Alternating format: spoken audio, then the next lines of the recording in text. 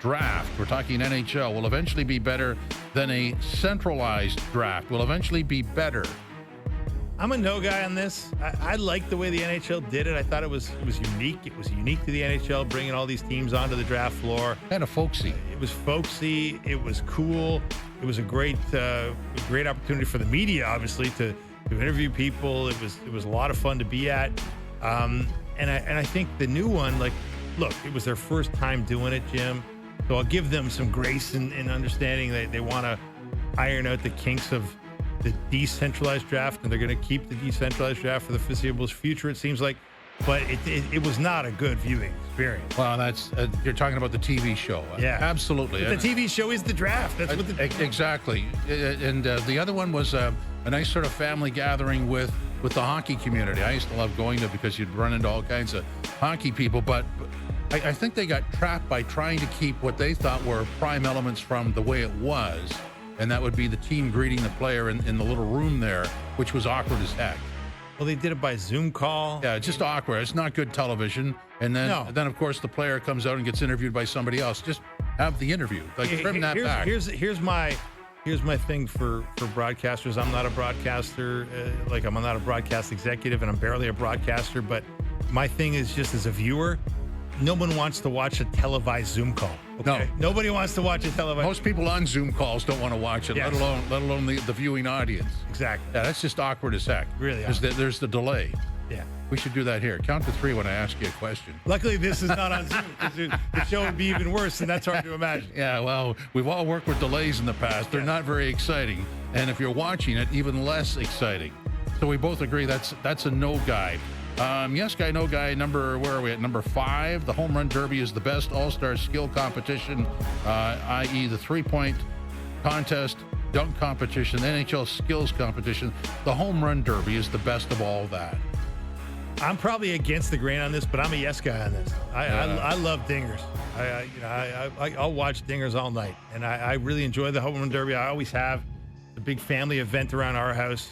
We get the peanuts and the Cracker Jack, and we hunker down and really build a little home run derby pool and lay our bets and have some fun.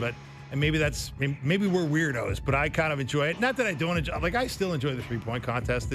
It's a lot of fun. But now that Steph doesn't go in it, hasn't been as good, and nobody really good goes in the dunk contest. At least not very often. So it's a low bar, but I'm going to give it to the home run derby. I'm going to say no guy. I'm an anti-all-star break gimmick guy. I just don't. You don't like any of them? No, I don't. I never watched them. When I watched the Homer Derby, it's like, dude, he's tired. Or if it's a Blue Jay, oh, yeah, he's going to kill himself in the second half. His home run totals are going to drop off because he's fatigued. It's an uncomfortable view for me. Okay. But the way you mapped it out with the family thing and sort of the wagering line or the in-house pool, that works. You're in the majority. I think I'm definitely an outlier on this because I've expressed this opinion before and been absolutely hammered for it. But you know what? It's just how I feel, and I'm sticking to it. And same for the 3-point. It's great, and then all of a sudden, what's it worth? Yeah. It's like disposable entertainment. Yeah. As soon as it's over, it's over. You know what?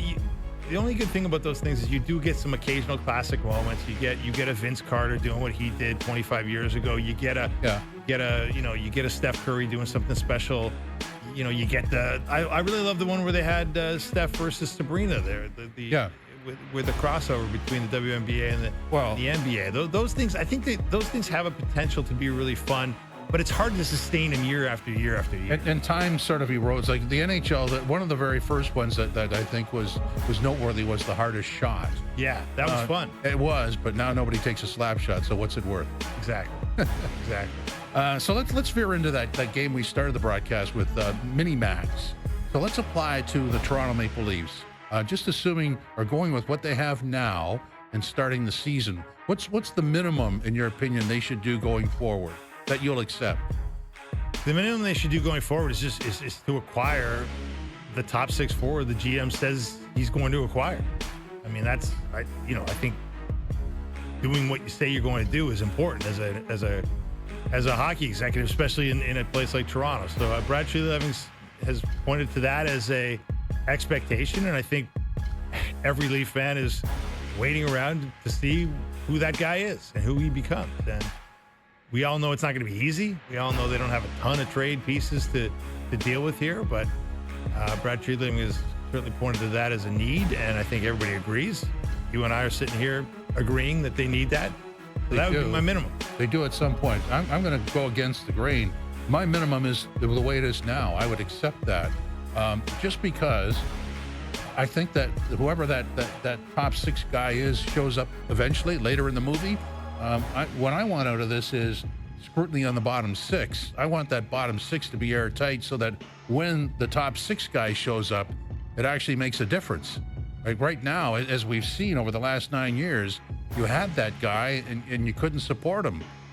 Yeah. It didn't work. Yeah, no, it's a good point. I mean, there's a lot to be said for that. We just had Craig Button on, and he was, Craig made a great point about depth, right? Yeah. You looked at, I think every executive in this league, in my experience, when the Stanley Cup is awarded, they kind of start reverse engineering. How did they do it? How did the Panthers do what they did, right? And as much as we all focused on the free agency and the no state tax and Bill Zito doing this miracle worker's job of keeping all 3 of his relevant, impending free agents, keeping all 3 in Florida at what would appear to be team-friendly deals. A lot of executives that you hear about are going through that roster and saying, how did they build a roster like this?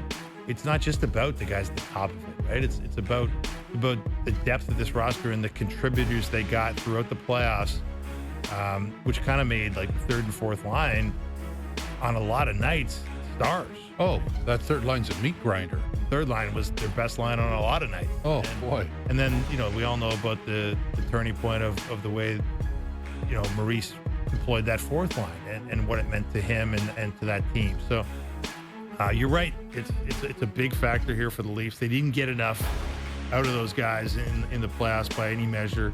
And the question is, how do you get more, right? Yeah. I mean, if at the end of the day, before the season starts, they've got a bona fide meat grinder 3rd line, that takes care of a lot of stuff. Because to me, that sample size, if you want to go back over all those losses to Boston, especially the early part of the run, the early part of the 9-year sample size, it was the 3rd and 4th line that got eaten alive. Well, except for when Kadri was there, but of course he got suspended. But I mean, that was a big factor for the Bruins. Yeah, I agree. And here's the other the storyline that to me has kind of gone underplayed is, Max Pacioretty. They lose him. Like if he's not back, I mean, he was huge in that playoff run. Yes, he was. I mean, he had some really big moments. 8 points in 11 games. We all know about the big moments, but you start looking down the lineup, like, Scott Laughton, there was a lot of made, as Craig Button was pointing out, there was a lot made of Scott Laughton coming to town. Yep. And what did he end up with? 0 goals, 2 assists in 13 games. He wound up in the 4th line. There was a lot made of Steven Lorentz re-signing. What did he have in the playoffs? 0 goals, 2 assists, 2 points. I mean, we've talked about, David Kampf obviously being expendable because he only played 1 playoff game. But we talked about Bobby McMahon. Like, does he deserve that spot as a top 6 left winger? What was his playoff output? 0 goals, 3 assists. Bobby McMahon, a guy who prides himself on popping in a goal now and then, didn't get one in the playoffs. He could be, if he could up that game where it's consistent, that could plug a big hole. Yeah, I think that's a great point you make. Like, they're going to need. You can ask the GM to perform, a great service to the roster by adding another player, and I think that's expected. I think that should at some happen. point. Yep. But clearly they're going to need some of these guys to do more.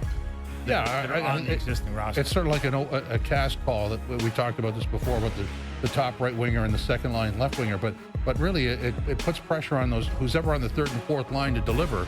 And if they continue to be inconsistent, I think you have to look at moving some of those guys out. Without a doubt. So what is the max for you? The Leaf max? I mean, I guess the Leaf max would be more if you're talking about changing the DNA.